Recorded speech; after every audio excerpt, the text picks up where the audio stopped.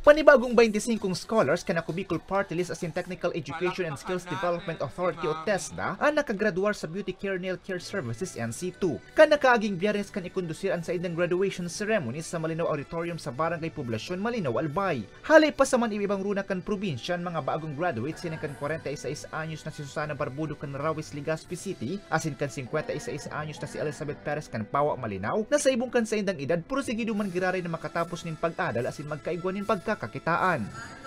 Nagpasalamat ko po sa Bicol kasi may ganito silang programa para sa amin po na kababaihan o kalalakihan po na sa pamagitan sa kanila po ay makakahanap buhay po kami ng marangal po. Dakulang pasalamat mi po sa nagbukod kang programang ini sa Ako Bicol. Araw po kang tinawang kami po ma'am ning allowance. Dakulang katabangan ma'am. Pasalamat mi po sa Ako Bicol.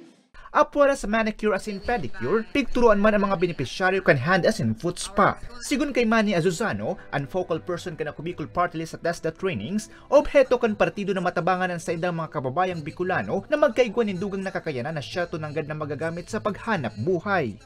Laom po kan sa tuyang mga congressman, ni Kong Saldi, ni Kong Jill, asin po kan bilog na Ako Bicol Party List na sana po magamit nindo ini sa habang buhay kan sa indong inisyar kan sa indong mga careers digdi sa industriyang ini and laom niya mo na matabangan ining programang ini makatabang sa indo na mahawasan sa indong mga sadiri asin sa indong mga pamilya sa pagtios. Sa aga Pebrero 5, panibagong scholars naman kan partido asin kan TESDA ang makakagraduar gikan sa Kamalig, Albay.